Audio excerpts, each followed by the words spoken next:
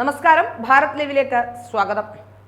തൊഴിൽ നൽകിയെന്ന് അവകാശപ്പെട്ട് ടൂറിസം മന്ത്രി പങ്കുവച്ചത് ജോലി ലഭിക്കാതെ പ്രവാസിയായ പാരാഗ്ലൈഡറുടെ ചിത്രം. ഒരു വർഷം കൊണ്ട് സാഹസിക ടൂറിസം മേഖലയിൽ 23.5 കോടിയുടെ വരുമാനം ലഭിച്ചെന്നും 3000 പേർക്ക് തൊഴിൽ നൽകിയെന്നും അവകാശപ്പെട്ടുള്ള മന്ത്രി പി എ മുഹമ്മദ് റിയാസിന്റെ ഫേസ്ബുക്ക് പോസ്റ്റാണ് ഇപ്പോൾ വിവാദത്തിലാകുന്നത്. പോസ്റ്റിന് താഴെ മന്ത്രി തന്നെ പാരാഗ്ലൈഡിംഗ് വേഷധാരിയുടെ ചിത്രവും പങ്കുവച്ചിട്ടുണ്ട്. അതേസമയം ചിത്രത്തിൽ കാണുന്നയാൾ തന്നെ ഫോട്ടോ ഒക്കെ ഇടുമ്പോൾ ശ്രദ്ധിക്കേണ്ടേ അംബാനെ എന്ന് പറഞ്ഞ് മറുപടിയുമായി രംഗത്തെത്തിയിട്ടുണ്ട്. ഇത്തരത്തിൽ പോസ്റ്റിന് കീഴെ ആകെ 5 പടങ്ങൾ മന്ത്രി കമന്റായി പങ്കുവച്ചിട്ടുണ്ട്. അതിൽ ആദ്യത്തെ ചിത്രമാണ് കോട്ടയം ഏന്തയാർ സ്വദേശിയും 15 വർഷത്തോളമായി പാരാഗ്ലൈഡിംഗ് മേഖലയിൽ പ്രവർത്തിക്കുകയും ചെയ്ത ജോബിൻ ഏന്തയാറിൻ്റെത്. കാലങ്ങളായി ഈ മേഖലയിൽ തുടർന്നിട്ടും മെച്ചപ്പെട്ട തൊഴിലോ വരുമാനമോ ലഭിക്കാതിരുന്നതോടെയാണ് ഇഷ്ടപ്പെട്ട മേഖല ഉപേക്ഷിച്ച് ജോബിൻ വിമാനം കയറി പ്രവാസിയായത്. പാരാഗ്ലൈഡിംഗ് മേഖലയിൽ വർഷത്തിൽ ചുരുക്കം മാസങ്ങൾ മാത്രമാണ് ജോലി ഉണ്ടാവുക. അതേസമയം പാരാഗ്ലൈഡിംഗ് പരിശീലനത്തിനും ഗ്ലൈഡർ അടക്കമുള്ളവ വാങ്ങാനും വലിയ പണച്ചിലവുമുണ്ട്. ഇതിന് സാധിക്കാതെ വന്നതോടെ നഴ്സായ ഭാര്യയ്ക്കൊപ്പം പ്രവാസിയായി മാറുകയായിരുന്നു ജോബിൻ ഏന്തയാർ.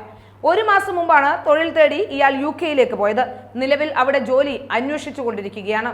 തൊഴിലവസരം സൃഷ്ടിച്ചുവെന്ന് വീമ്പു പറയുമ്പോൾ ഈ മേഖലയിൽ തൊഴിൽ ലഭിക്കാത്തയാളാണ് താനെന്നും അദ്ദേഹം പോസ്റ്റിൽ കുറിച്ചു.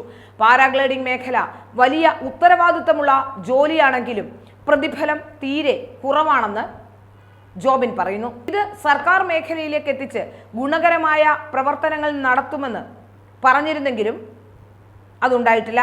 പിന്നീട് സ്വകാര്യ കമ്പനി ഏറ്റെടുത്തതോടെ ഈ പാരാഗ്ലൈഡിംഗ് വശമില്ലാത്തവരുടെ കൂടെ തനിക്ക് ജോലി ചെയ്യേണ്ടി വന്നു എന്നും ജോബിൻ ഏന്തയാർ വ്യക്തമാക്കുന്നു. 1.5 വർഷം മുമ്പ് പരിശീലനത്തിനിടെ ഉണ്ടായ ഒരു അപകടം അത് ഇടത് കൈക്ക് സാരമായി പരിക്കേൽക്കുന്നതിന് കാരണമായി. ഈ സമയത്ത് ആരും കൃത്യമായ പിന്തുണയും സഹായവും നൽകിയിട്ടില്ലെന്നും അദ്ദേഹം ആരോപിക്കുന്നു. ഇതോടെയാണ് മറ്റൊരു ജോലി തേടി അദ്ദേഹത്തിന് പോകേണ്ടി വന്നത്. 4 മാസം മുമ്പാണ് ഭാര്യ പുറത്തേക്ക് ജോലി തേടി പോയത്. അതിനു പിന്നാലെയാണ് താനും നാട് വിട്ടതെന്നും ഈ പ്രവാസി വ്യക്തമാക്കുന്നുണ്ട്. ഭാരപ്പെട്ട ജോലികൾ കൈ ഉപയോഗിച്ച് ചെയ്യുന്നതിന് തടസ്സമുള്ളതായും ജോബിൻ വ്യക്തമാക്കുന്നു. ഏതായാലും എന്തൊക്കെ പറഞ്ഞാലും വളരെ പറയുന്നതെല്ലാം കള്ളമാണ് എന്ന് വ്യക്തമാക്കുന്ന കാര്യങ്ങൾ ഇപ്പോൾ പുറത്തു വരുന്നുണ്ട്. മുഹമ്മദ് റിയാസ് ഇന്നല്ല പറയുന്നതെല്ലാം, അതായത് കേന്ദ്രാവിഷ്കൃത പദ്ധതികളുടെ ക്രെഡിറ്റ് എടുക്കുന്ന അടക്കമുള്ള കാര്യങ്ങളിൽ വലിയ ഫേസ്ബുക്ക് പോസ്റ്റ് ഇട്ട് വലിയ ആളാവുന്ന ആളാണ് മുഹമ്മദ് റിയാസ്. ഇപ്പോൾ മുഹമ്മദ് റിയാസിന്റെ മറ്റൊരു കള്ളി കൂടി വെളിച്ചത്തേക്ക് വരികയാണ്, മറ്റൊരു കള്ളം കൂടി പൊളിയുകയാണ് എന്നുള്ളതാണ് മനസ്സിലാക്കാൻ സാധിക്കുന്നത്.